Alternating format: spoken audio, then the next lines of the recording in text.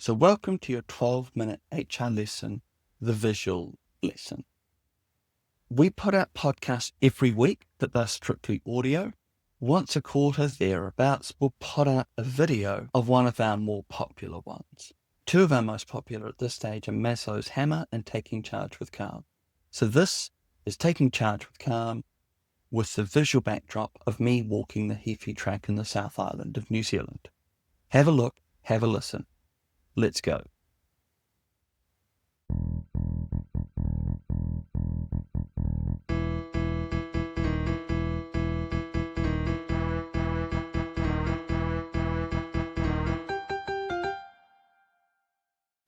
I wasn't planning on doing this topic today, but there's a reason why it's jumped the queue. And that's because I literally, half an hour ago, I've just walked back in the door from attending a car accident. Early in the morning, I dropped my car off at the mechanic to get a WAF and a service. I was walking back and I saw a bunch of people on the road. Quickly made my way there, and I'm not going to go into the details, but there'd been a minor car accident. Someone who'd been injured, in pain, 3 or 4 people all turning up, 2 people on the phone, not hysterical, but a bit emotional, calling the police. And I'm not taking full credit for this, but I'm taking partial credit for we kept the situation calm, we got it all organised, we find out from the guy what happened. And what's interesting, when 3 or 4 people turn up to an accident, you get this little bystander effect going on. Who knows who's in charge? Sometimes you do a whip around, like, is anyone here a doctor? Is anyone here a medic? One lady turned up and said, oh, look, I'm a physio. But no one sort of had that conversation. And it's happened in the past where I've attended an accident and I was there with my friend and he was a junior doctor at the time. He identified this. One person says, oh, where's your credential? But the one guy who had sort of been in charge at the time, who was a volunteer paramedic, was very quickly to hand over control to my friend. Sometimes someone says, look, I'm in charge, I'm the most experienced. Often we just sort of navigate it. No one needs to tell everybody else what to do. But often in those ambiguous situations, some people exert a bit more influence. And I did that, but not because I felt that I needed to. It wasn't an ego thing, but I'm like, okay, well, let me just sort of calmly talk through the situation, which people can line up around. And that worked well. I talked to the guy, how are you? How's your neck? How's the pain? Don't worry. Police on their way. His details, got her details, got everything sort of practically sorted. So when the ambulance and the police turned up, and another guy very helpfully organised the traffic. So when the police and the ambulance turned up, we could very calmly hand over as good a situation to them as we could. So what we're talking today about is how to take charge with calm. By being calm, how can you exert influence and take charge of a situation? Like, I'm not saying I did, but I slightly did, and if anything, stopped someone else from trying to take charge unproductively, or take charge in a way that might have gone worse. We had the person who was at fault there, and keeping her there and engaged and not upset, no one blaming, no one making accusations. These things can go south very quickly. And so I'm not saying I took charge, but if anyone took charge, it was me, and it stopped someone else from taking charge in a bad way. But before we get into how to do it, let's talk about 2 things. 1, what is it to be in charge? And 2, what is it to be calm? So to put it really simply, the person in charge is the person to whom everybody else is listening to and reacting and responding. The person who is putting out ideas and propositions and courses of action to which people are either agreeing, disagreeing, complying, or resisting. But the central theme is they are the person in charge of the agenda. They are the person putting things out. There's lots of different ways someone can be in charge. That could be a structural thing. They might be the appointed manager. They might be the appointed leader. They might be the team captain. But there's also the people who take charge in ambiguous situations without anyone officially appointing them. the voice to which everybody else is listening. Sometimes it's by consensus, sometimes it's by self-nomination, sometimes it just evolves that way. But every so often, more often than not, someone's either completely in charge or slightly in charge or somewhere in between. Now let's talk about calm. Someone who is calm or someone who appears calm is essentially someone who is presenting an emotionally neutral state. They are not upset, they're not angry, they're not sad, they're not happy. They are essentially neutral with a slightly positive twinge. They're in the middle there, slightly on the upbeat side. 55% of happy, if you like. If someone is calm, they are essentially the equivalent of the duck metaphor. They are the duck sitting on the top of the pond, paddling like crazy underneath the surface. You can't see it. So when someone is calm, they're emotionally as still as can be. So how do you do this? We've talked about taking charge. We've talked about calmness. How do you put those two things together? Well, here are your 4 parts. Here are your 4 steps.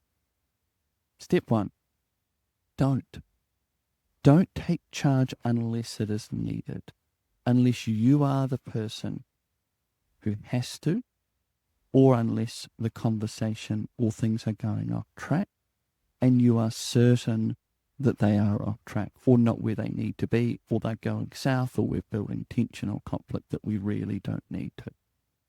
There's plenty of examples you can think of yourself where people have taken charge for no good reason, for no good benefit. They took charge because they thought they needed to, or they just liked to, and we either went in the wrong direction, we stifled actual useful conversation, or things just didn't happen. So don't take charge unless you think you need to, unless you really think you need to determine the parameters and the propositions about what is being discussed. Part 2, listen.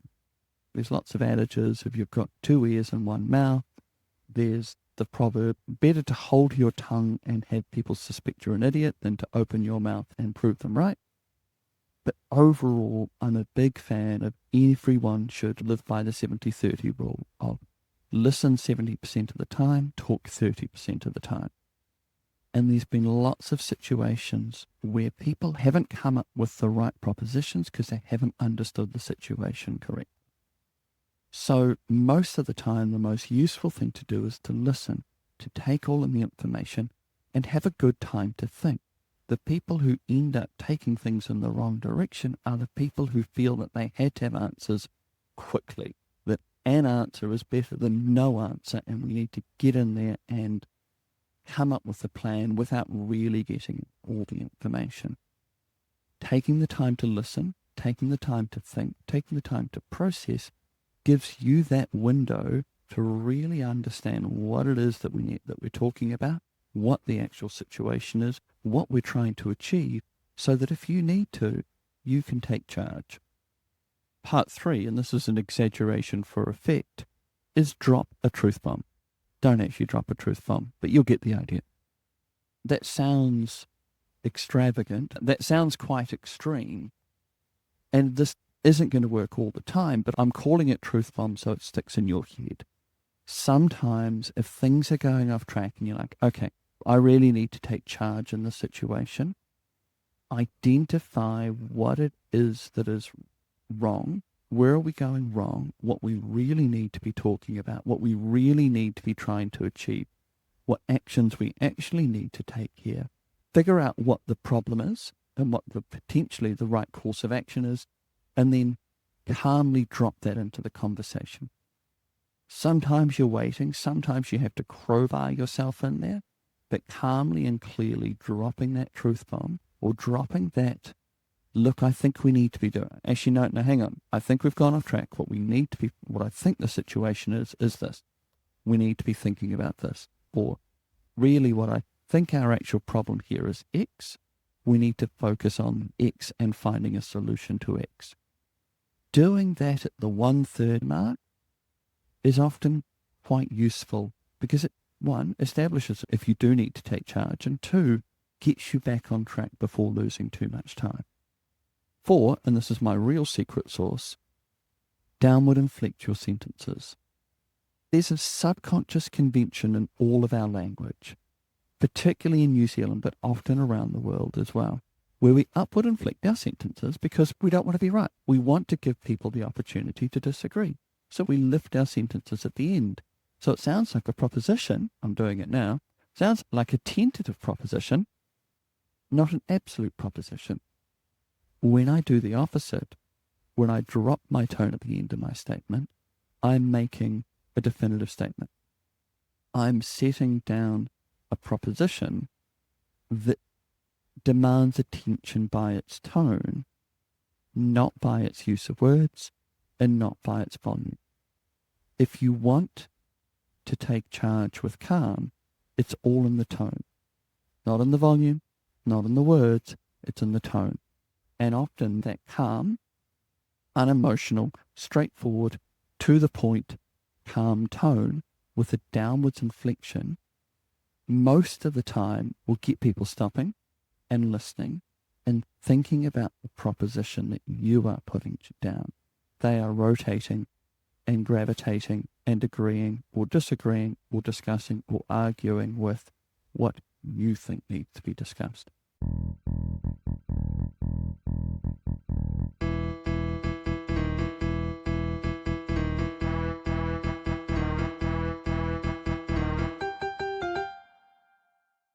Thank you for listening. Thank you for checking out our website. Thank you for listening to our podcast, a service I don't often focus in on, but I also do one-on-one coaching. If this is something you could really think this could help your game a lot, and you really want to talk to me one-on-one about that, yeah, that's something we can do. Get in contact with me if that's something you're interested in. Otherwise, please check out our website, pragmatichrm.nz, for our courses, for our services, even for our free check-ins. If not, that's not a problem, but please share us, like us, repost us, get us out there so other people like you can listen to these lessons for free. Otherwise, I'll catch you next time. Thanks.